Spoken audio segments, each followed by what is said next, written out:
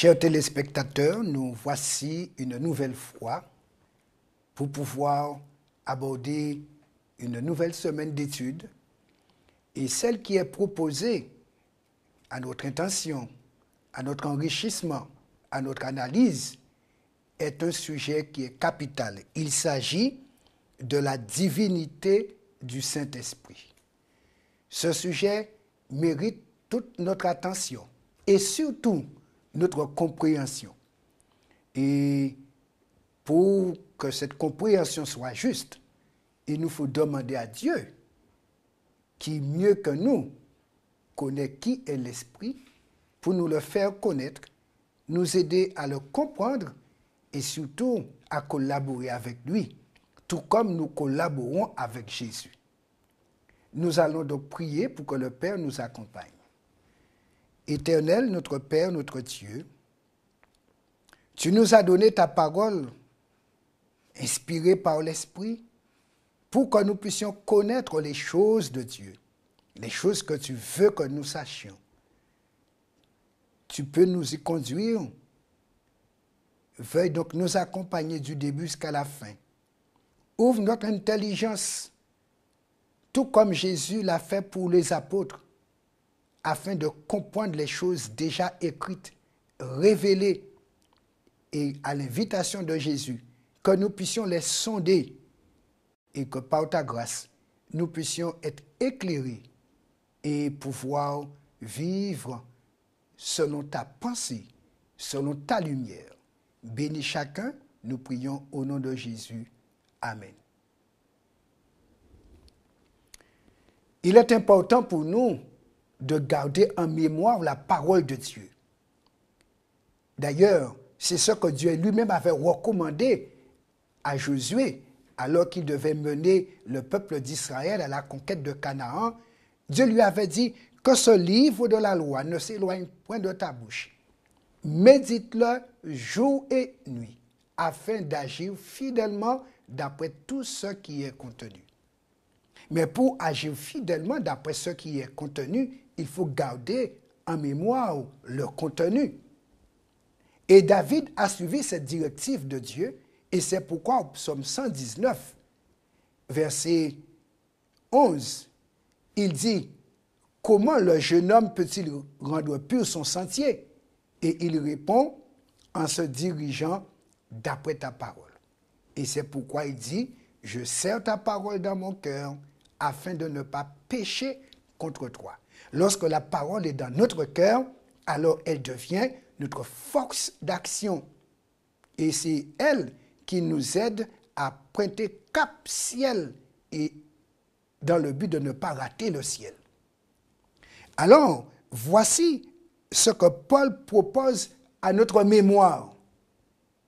Dans 2 Corinthiens 13, verset 13, il fait cette déclaration aux Corinthiens. Que la grâce du Seigneur Jésus-Christ, l'amour de Dieu et la communion de l'Esprit Saint soient avec vous tous. Voici donc l'apôtre Paul qui rend, on peut dire, gloire à la Trinité ou aux trois personnes divines. Et il mentionne le nom de chacune des personnes. Chacun dans une fonction, chacun dans un rôle précis. Oui, la grâce nous a été apportée par Jésus. Il a payé le prix de nos fautes. Et nous sommes sauvés par rapport à cette action de Jésus sur la croix du Calvaire. Il dit, l'amour de Dieu, c'est parce que Dieu nous aime qu'il a pourvu au moyen de la grâce en donnant Jésus. Oui, mais Jésus nous a dit, il ne pouvait pas rester avec nous éternellement. Il devait remonter. C'est pourquoi il a promis d'envoyer un autre pour le remplacer. Et c'est pourquoi Saint Paul dit, et que la communion de l'Esprit soit avec vous tous. Jésus était limité par un corps humain. Il ne pouvait être partout à la fois. Et c'est pourquoi il a dit, il vous est avantageux que je m'en aille, car si je ne m'en vais pas, le consolateur ne viendra pas vers vous.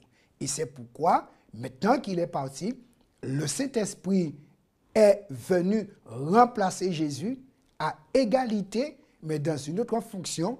Et c'est pourquoi Paul parle de la communion du Saint-Esprit, car où que les enfants de Dieu se trouvent sur cette planète Terre, le Saint-Esprit est avec eux.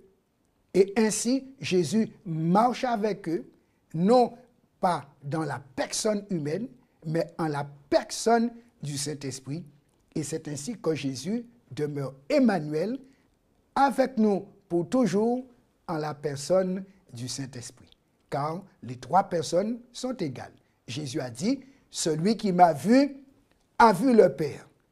Maintenant, il nous dit, celui qui a le Saint-Esprit, c'est comme s'il m'a personnellement avec lui. Il avait déclaré, je ne vous laisserai pas orphelins. Par le Saint-Esprit, Jésus est présent pour nous accompagner, comme il l'a promis, en Emmanuel tous les jours jusqu'à la fin du monde. Cependant, Jésus n'est pas le Saint-Esprit, car il a un corps humain dont les marques des clous sont restées dedans. Alors, chers téléspectateurs, vous comprenez quel intérêt nous avons à approfondir ce sujet sur la divinité du Saint-Esprit.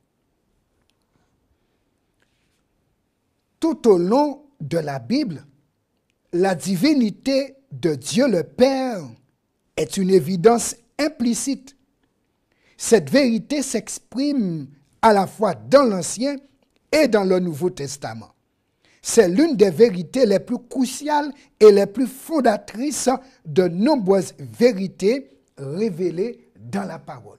Oui, Dieu, le Père, il est notre Créateur et c'est lui qui a organisé l'univers tel qu'il est, ou du moins il l'a conçu.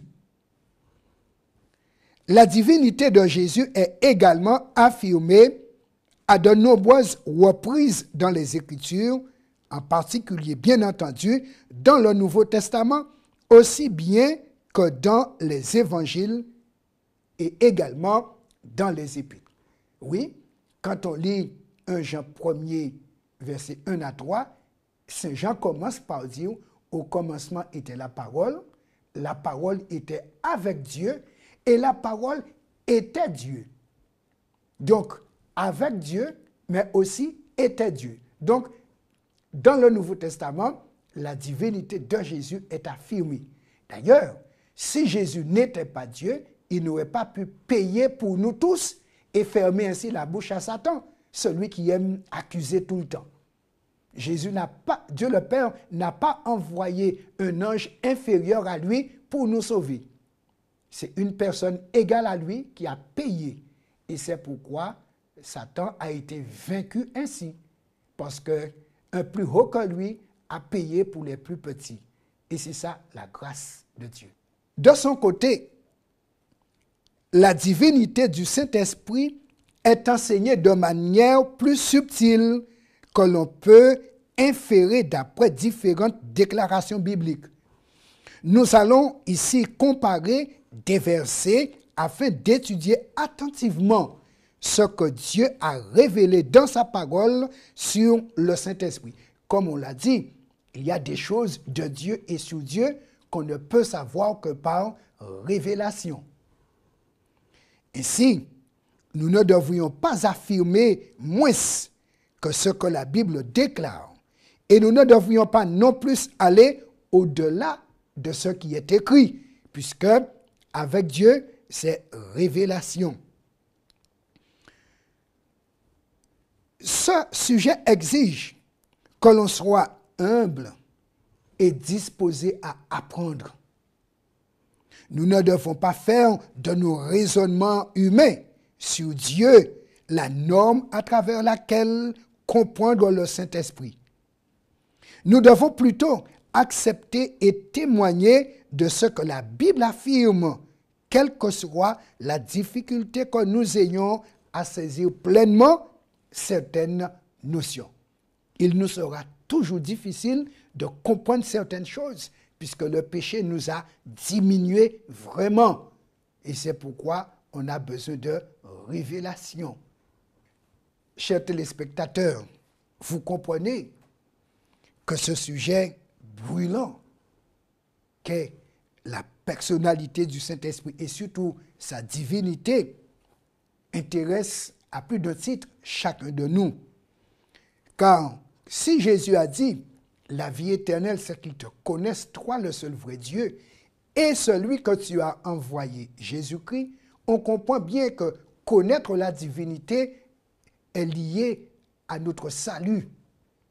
Donc, Dieu nous a fait connaître Jésus, il s'est incarné, il s'est humanisé, comme Saint Jean dit, nous l'avons vu, nous l'avons touché, nous l'avons contemplé et nous savons qu'il est la vie. Et Jésus, à son tour, va faire connaître le Saint-Esprit. Et c'est pourquoi il va le présenter aux apôtres à la Pentecôte, et les apôtres, sous sa direction, vont faire un travail extraordinaire. D'ailleurs, notre prochaine étude nous fera découvrir comment les apôtres œuvraient avec le Saint-Esprit, cette troisième personne de la divinité qu'ils avaient appris à connaître, à qui ils se soumettaient et à qui ils obéissaient. Puis Dieu nous aide donc à regarder comment les écrivains bibliques eux-mêmes ont fonctionné avec Dieu le Père, avec Jésus et avec le Saint-Esprit. Et en suivant leurs traces, nous serons dans le bon chemin, le bon cheminement, et nous arriverons à bonne destination. Prions le Seigneur. Oui, notre Dieu, notre Père, tu es le Dieu de la création, le Dieu de la rédemption, le Dieu de la révélation, et tu voudrais nous donner de la compréhension. Merci pour cela. Nous voudrions te demander de nous accompagner à chaque fois que nous abordons ta parole. Et nous te disons merci de ce que tu ne nous laisses pas dans l'ignorance ni dans les ténèbres te concernant, afin que nous puissions vivre dans une intimité profonde avec toi. Apprends-nous à te connaître et qu'ainsi, collaborant avec chacune des personnes divines, comme tu le désires, nous puissions triompher du mal qui est en nous, qui nous environne, et que nous puissions parvenir un jour à voir ta face. Merci pour cette grâce. Nous prions au nom de Jésus. Amen.